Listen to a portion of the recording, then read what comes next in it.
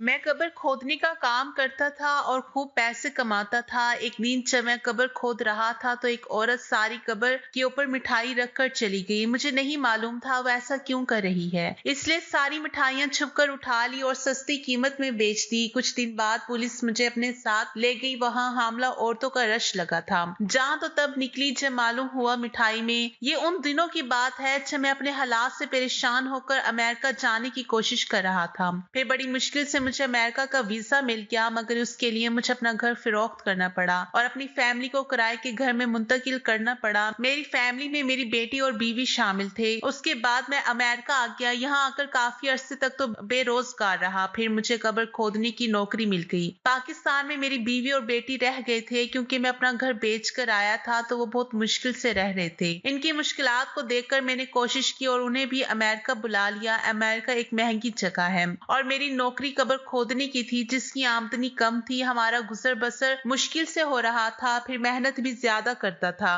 कभी पूरे पूरे दिन और कभी पूरी पूरी रात। मैं कब्र खोद खोद कर थक जाता था। पैसे बचाने के चक्कर में बाज दफा खाना छोड़ देता था और भूखा काम करता रहता था, ताकि अपनी बीवी और बच्चों का पेट भर सकूं और उन्हें एक अच्छी और आरामदायक जिंदगी दे सकूं। ये एक मुश्किल और तकलीफदार नौकरी थी, मगर कोई और काम नहीं मिल रहा था तो इसी पर गुजारा करना था। पाकिस्तान की निस्बत यहाँ पर कब्रिस्तान का माहौल थोड़ा अलग था। यहाँ पर कब्रिस्तान में वो डर खौफ नहीं लगता था जो पाकिस्तान में लगता था। मुझे लगा शायद यहाँ के लोग और इनकी सोच कब्रों के मुतालिक अलग है, लेकिन फिर अचानक एक ऐसा वाकया हुआ जिसने मेरे हवास बाख्ता कर दिए। पापा आ गए, पापा आ गए, मम्मा पापा आ गए। हम इनके साथ बाहर घूमने जाएंगे, आप लेकर जाएंगे ना हमें घुमाने? आज तो हम बाहर खाना भी खाएंगे और बाहर पार्क में घूमने भी जाएंगे। आपने वादा किया था। बस मैंने कह दिया कि हम तो आज जरूर जाएंगे। जैसे ही मैं थका हारा घर पहुंचा, मेरी बेटी खुशी से उछलने लगी। मैंने उससे वादा किया था कि मैं उसे बाहर लेकर जाऊंगा, बाहर खाना खिलाऊंगा, लेकिन कम आमदनी की वजह से मैं उसे ले जा ही नहीं पाता था। मेरी बीवी भी सामने आ गई और कहने लगी, आप तो अमेरिका हमें ये कह कर लाए थे कि हमारे दिन फिर जाएंगे, मगर यहाँ तो फिर वही मुश्किलात हैं। बच्ची कब से जिद कर रही है, ना तो हम बाहर जा पा रहे हैं और ना ही हम इसके लिए कुछ खरीद पाते हैं। आपके पास इतने पैसे जमा ही नहीं हो पाते कि आप हमें बाहर खाना खिलाएं या शॉपिंग कराएं। मैं उसे देखकर मुस्कुराने लगा और कहा, लेकिन आज मैं तुम दोनों की ये ख्वाहिश जरूर पूरी करूंगा। तुम लोग तैयार हो जाओ, हम बाहर खाना भी खाएंगे और शॉपिंग भी करेंगे। इनके चाहते ही मैं अपने साथ लाया हुआ थैला कमरे में छिपाने नहीं भूला था। मेरी बीवी और बेटी हैरान भी थे और खुश भी कि मेरे पास इतने सारे पैसे कहाँ से आ गए। बेटी तो खैर मेरी छोटी थी, मगर बीवी ने भी खुशी खुशी में मुझसे कुछ नहीं पूछा और हम बाहर चले गए। एक बहुत अच्छा दिन गुजारने के लिए अच्छा खाना खाया और बेटी को खूब घुमाया। इसके लिए थोड़ी सी शॉपिंग भी की और घर आ गए। अगली रात मुझे फिर इंतजार था उसका, जिसकी वजह से मैं अपनी बीवी बच्चों को खुशहाल जिंदगी का एहसास दे पा रहा था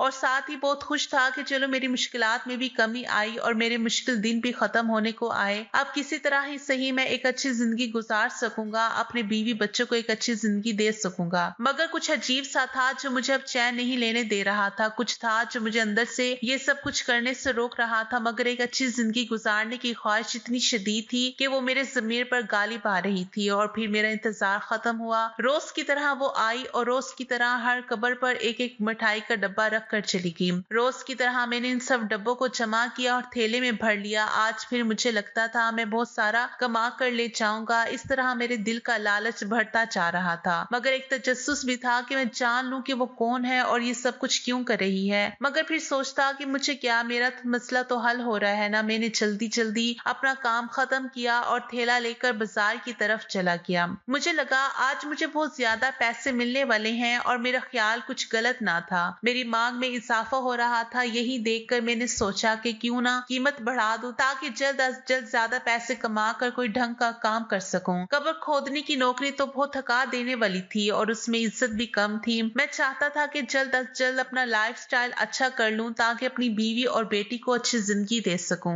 मेरे डब्बे हाथों हाथ बिक गए और मैं खुशी खुशी घर आ गया। मेरी बीवी हैरान होती थी कि अचानक हमारे हालात में इतनी तब्दीली कैसे आने लगी, लेकिन वो खुश थी और उसको खुश देखकर मैं मुतमईन था। मगर दिल में डर था कि कहीं मैं कुछ गलत तो नहीं कर रहा। मुझे याद आ रहा था कि कुछ दिन पहले होने वाले हादसे ने मेरे हालात कैसे तब्दील कर दिए। दरअसल हुआ कुछ यूं था कि मैं रोज की तरह कब्र खोद रहा था। आज फिर ज्यादा काम करने के चक्कर में मैं खाने को नजरअंदाज कर गया था और अब भूख और थकन से नढाल था, मजीद कब्र खोदने की मुझ में बिल्कुल हिम्मत नहीं थी, मगर मैं चाहता था कि कुछ ज्यादा पैसे कमा लूं ताकि अपनी बेटी की बाहर ले जाकर घूमने की ख्वाहिश पूरी कर सकूं। रात के 2 बज रहे थे। कब्रिस्तान के अंदर गहरी खामोशी छाई हुई थी जहां मैं काम कर रहा था। इसके अलावा पूरे कब्रिस्तान में तारीखी का राज था। कभी कभी कुत्तों के भौंकने की आवाजों ने पूरे कब्रिस्तान में सुनसान और दहशतनाक माहौल बनाया हुआ था। ऐसे में अचानक मुझे अपने पीछे सरसराहट महसूस हुई। आज रोज से हटकर मुझे कब्रिस्तान में ज्यादा अंधेरा महसूस हो रहा था और मैं इस माहौल से खौफजदा भी हो रहा था। ऐसे में जैसी ही हल्की सी भी आहट गूंजी, मैंने मुड़कर देखा तो मैं ठटक गया और दिल में डरने लगा। इतने दिनों काम करने के बावजूद मैं कभी इतना नहीं डरा था, मगर आज मुझे डर लग रहा था। मैंने देखा एक औरत बेहतरीन सफेद लिबास पहने हुए कब्रिस्तान में दाखिल हुई। उसने इधर उधर देखा और फिर चलते हुए कब्रिस्तान के आखिरी सिरे तक चली गई। मुझे वो अजीब लगी और मैं खौफजदा होने लगा। मैं उसे देख रहा था कि वो क्या कर रही है। मैंने देखा उसने आखिरी कब्रों पर कुछ रखना शुरू किया। वो एक आला घर की औरत लग रही थी। आहिस्ता आहिस्ता उसने सब कब्रों पर कुछ रखा। जैसे ही वो मेरी तरफ आई, मैं एकदम पास की कब्र के कुतबे के पीछे छुप गया। मैंने देखा कि वो एक अरबी औरत थी। उसने उस जगह पर भी एक डब्बा रखा जहाँ मैं कब्र खोद रहा था और फिर बगैर कुछ बोले वो वहां से चली गई। उसके जाने के काफी देर बाद मैं बाहर आया और मैंने देखा कि उसने कोई डब्बा रखा है। मैं बहुत हैरान हुआ कि एक औरत रात के अंधेरे में कब्रिस्तान आकर डब्बे रखकर क्यों गई है, और मैं सारी कब्रों पर मैंने वो डब्बे उठा लिए और उसे चेक करने के लिए खोल कर देखा तो उसमें मिठाई थी। मैं बहुत हैरान हुआ कि इतनी महंगी मिठाई वो औरत क्यों इतनी सारी कब्रों पर रख कर गई है। मेरे दिल में एक ख्याल आया कि जिस तरह पाकिस्तान में लोग कब्रों पर सवाब की नीयत से न्याज चढ़ाते हैं, शायद ये भी इस तरह कर रही होगी। मैं हैरान था कि अरबी औरत भी ये सोचती है।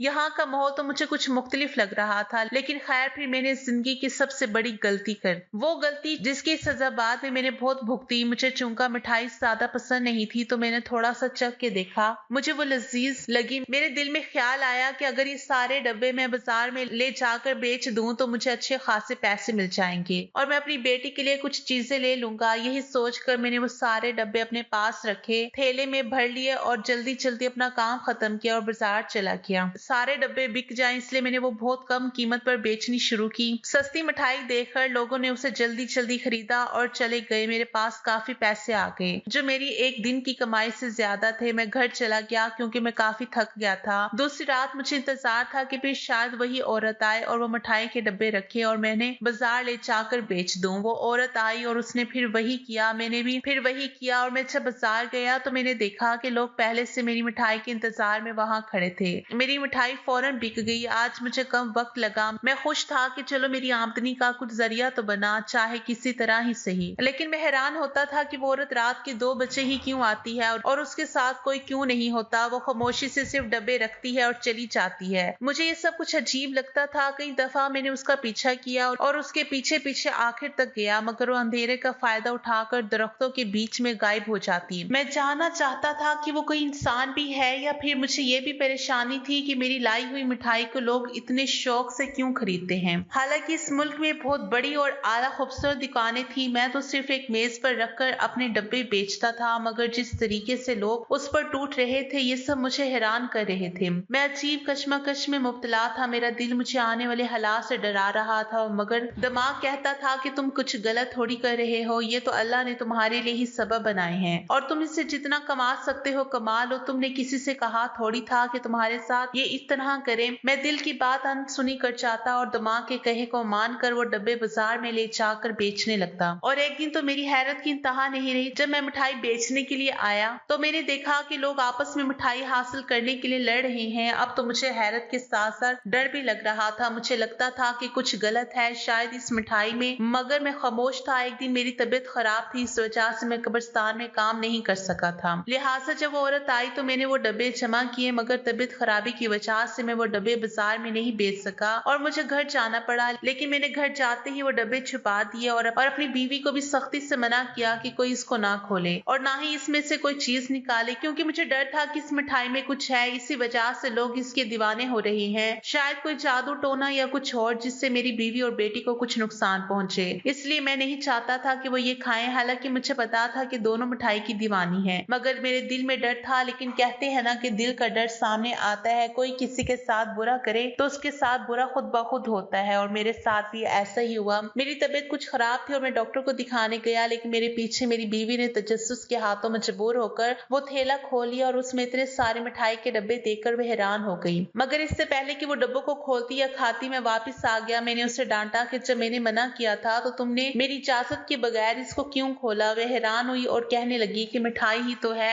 और तुम्हें तो पता है हमें मिठाई कितनी पसंद है, और ये तो यहाँ की मिठाई है जो बहुत कीमती होती है, यकीनन मज़े की भी होगी। क्या हुआ अगर तुम इसमें से कुछ हमें भी दे दोगे? तो मैंने कहा नहीं, ये तुम्हारे लिए नहीं है, ये किसी की अमानत है जो मुझे बेचने जाना है और मैंने यही बिजनेस शुरू कर लिया है। अब हमें अमानत में खयानत तो नहीं कर सकते। उस वक्त वो चली गई, लेकिन फिर वो मुझसे रोजाना जिद करने लगी कि हमें भी वो मिठाई ला के दो। जब तुम इतनी अच्छी मिठाई बेच रहे हो, तो तुम्हारी इतनी अच्छी आमदनी हो रही है, तो यकीनन वो मिठाई लाजवाब होगी, हमें भी खिलाओ। मैं इनकी जिद के आगे मजबूर हो गया और एक दिन मैं इनके लिए बहुत थोड़ी सी मगर मिठाई ले आया और शायद यहीं से मेरी सजा शुरू हो गई। वो मिठाई मेरी बेटी और बीवी ने बहुत शौक से खाई और कहने लगी, अरे वाह, ये तो बहुत ही लजीज है और तुम हमसे छुपा रहे थे। अब मैं इससे क्या कहता कि ये कैसी मिठाई है कि जिसके पीछे लोग लड़ने मरने के लिए भी तैयार हैं, मगर मैं फिर भी ये मिठाई बेचना खत्म नहीं करना चाहता था, क्योंकि इससे हमारे हालात बेहतर हो गए थे। मेरा इरादा था कि मैं जल्द अज जल्द बहुत सारे पैसे जमा करके अपना काम शुरू कर सकूं और ये खत्म कर दूं, क्योंकि मुझे अब इससे डर लगने लगा था। दूसरे दिन मुझसे फिर मेरी बीवी और बेटी ने मिठाई मांगना शुरू की। मैंने इन्हें डांट दिया, लेकिन उन्होंने जिद पकड़ ली कि हमें बस एक बार और मिठाई ला दो, हमने इससे ज्यादा लजीज मिठाई कभी नहीं खाई, प्लीज हमारे लिए एक दफा और ये मिठाई लाओ। मुझे रोज मिठाई लाने का कहने लगी। मुझसे उनका रोना और जिद करना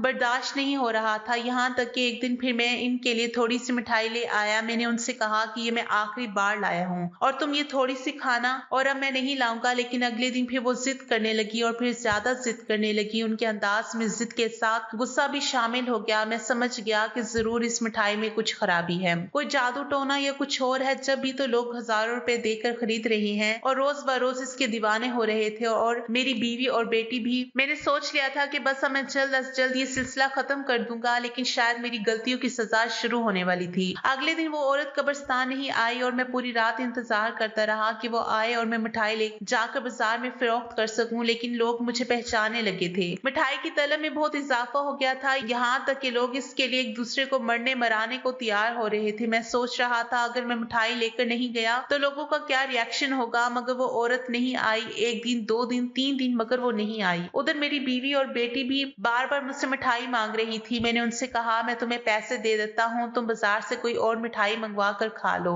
मगर वो नहीं माने। उनका कहना था कि वो ये मिठाई खाएंगे और मैं इनकी जिद के आगे बेबस था। अब तो बाहर निकलना भी मुश्किल हो रहा था। लोग मेरे घर तक आ गए थे और मुझसे कह रहे थे कि हमारा सब कुछ ले लो और हमें वो मिठाई दे दो। बाहर निकलता था तो लोग मुझे पकड़ पकड़ कर पूछ रहे थे कि मिठाई कहाँ से मिलेगी। यहाँ तक कि मैं बहुत परेशान हो गया। 2 हफ्ते हो गए थे, वो औरत ना तो कब्रिस्तान आ रही थी और ना ही मुझे मिठाई मिल पा रही थी। मैं लोगों को क्या देता, ना ही वो लोग मेरी जान छोड़ रहे थे। मुझे बहुत डर लग रहा था, मैं बहुत परेशान हो गया था। मुझे लगने लगा था कि मुझसे यकीनन कोई बड़ा गुनाह हो गया है। अपने लालच में आकर मैंने बहुत सारे लोगों के साथ बहुत बुरा किया था और इन बुरा होने वाले लोगों में मेरी बीवी और बेटी भी शामिल थी। तंग आकर मैं उस औरत को ढूंढने के लिए निकल खड़ा हुआ। हालांकि मुझे तो पता भी नहीं था कि वो कौन है और कहां से आती है, कहां रहती है और क्या करती है, मगर मैं क्या करता, मुझे उसे ढूंढना था। मेरी बीवी और बेटी की हालत मुझे परेशान कर रही थी। वो भी बार बार रो रही थी और मुझसे उनका रोना देखा नहीं जा रहा था। और एक दिन मैं उसे ढूंढते ढूंढते फुटपाथ पर बैठ गया और रोने लगा। काफी देर गुजरने के बाद जब मैं जाने वाला था तो मैंने देखा एक बहुत बड़ी गाड़ी में वही औरत उतरी है और सामने बहुत सारे डब्बे रखवा रही है।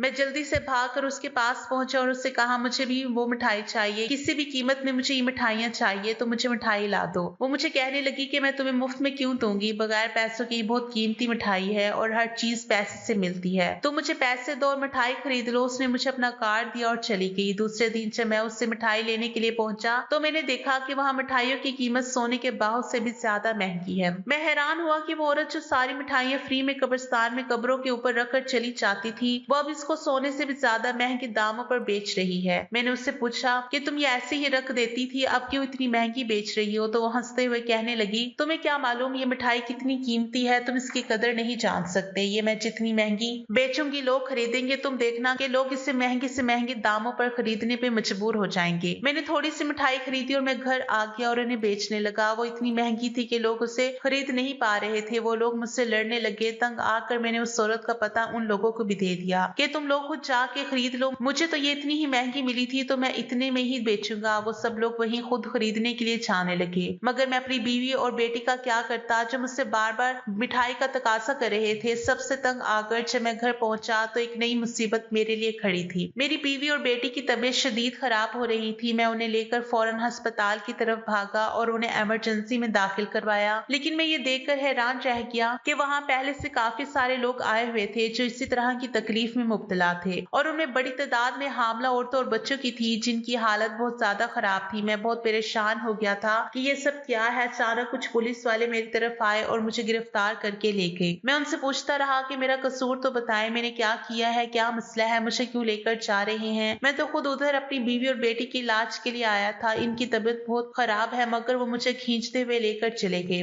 उधर मेरी बीवी और बेटी अस्पताल में थे, उधर मुझे वो लोग थाने ले आए थे। मैं बहुत परेशान था। बार बार मालूम करने पर मुझे पता चला कि अस्पताल में मौजूदा लोगों ने बताया कि इन्होंने मुझसे मिठाई खरीदी थी और वही मिठाई इन लोगों ने खाई और उनकी तबीयत खराब होने लगी, और वो मिठाई ही वो अपने घर पे ले गए जो उनकी बीवी बच्चों ने भी खाई और इनकी भी तबीयत खराब हो गई। उन लोगों की शिकायत पर पुलिस ने मुझे गिरफ्तार किया और मुझ पर सख्ती करनी शुरू कर दी। वो मुझे मारने लगे और मिठाई से मुतालिक पूछने लगे कि मैंने इसमें क्या मिलाया है जिसकी वजह से सब बीमार हो रहे थे। मुझे कुछ मालूम होता तो मैं बताता, मैं तो पहले ही अपनी बीवी और बच्चों की वजह से परेशान था। लिहाजा मैंने पुलिस को जो कुछ मालूम था शुरू से आखिर तक, यानी उस औरत के कब्रिस्तान आने से अब तक, ये तमाम वाकयात सब कुछ सच सच बताना शुरू कर दिया और उस औरत का कार्ड भी दिया जो असल में उस सब की जिम्मेदार थी और वही मुझे मिठाई देकर गई थी। मेरा तो कसूर इतना था कि मैंने लालच में आकर बगैर तस्दीक किए वो मिठाई बेचना शुरू कर दी। खैर पुलिस वाले उस पता पर पहुंचे जो मुझे उस औरत ने दिया था। वहां छापा मारा तो देखा वहां बहुत सी मिठाई के डब्बे हैं। मिठाई लेकर आया, जब उसे लेबोरेटरी में चेक किया गया तो बड़े ही हौलनाक इंकशाफ सामने आए। मालूम हुआ कि उसमें नशावार अद्वियात की बड़ी खास किस्म का इस्तेमाल किया गया था,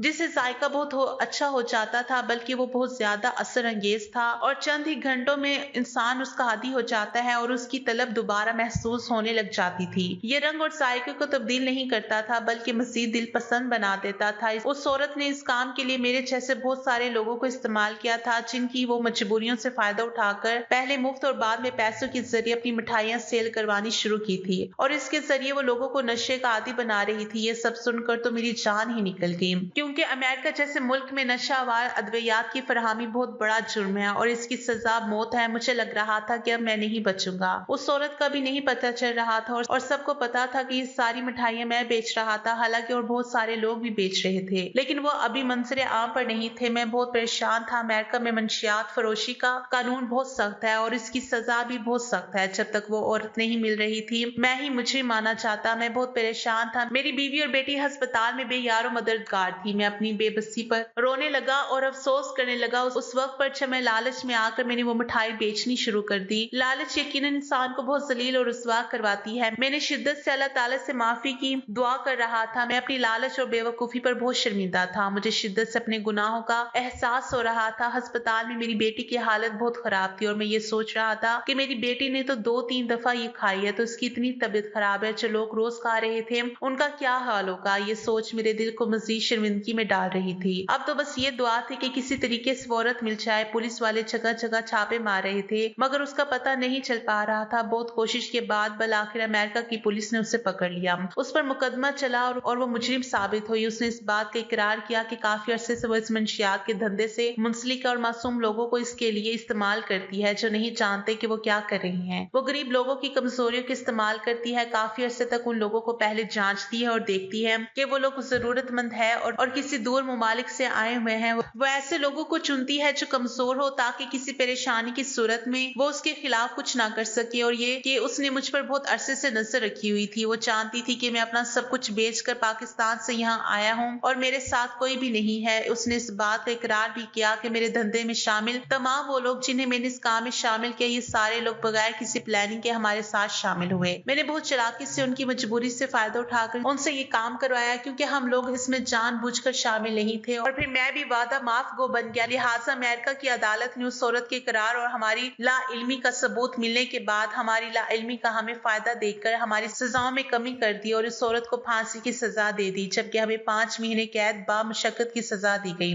अस्पताल में दाखिल तमाम लोगों का बहुत अच्छा और जदीद तरीके से इलाज किया गया। इनमें मेरी बेटी और बीवी भी शामिल शामिल थी। तबीयत ठीक होने के बाद वो वहीं अमेरिका में अपने फ्लैट में रहने लगे। चूंकि मैं इनका वाहिद कफील था और वो मेरी बीवी कोई खास काम भी नहीं आता था और कोई दूसरा इनके लिए कमाने वाला भी नहीं था, लिहाजा हुकूमत ने कुछ डिपॉजिट बैंक में इनके लिए जमा करवा दिए जो इन्हें माहाना तौर पर मिल रहे थे, जिससे इनका गुजर बसर हो रहा था। वो मुझसे जेल में मिलने के लिए आते, इन्हें देखकर मुझे अपने गुनाह का पछतावा और ज्यादा होने लगता। मैंने अपनी सजा ईमानदारी से मुकम्मल की और आज मैं रिहा हो रहा हूँ। अब मैंने अहद किया है कि कभी भी कोई शॉर्टकट इस्तेमाल नहीं करूंगा और हमेशा सीधे तरीके से मेहनत मजदूरी करके हलाल रोजी कमाने की कोशिश करूंगा।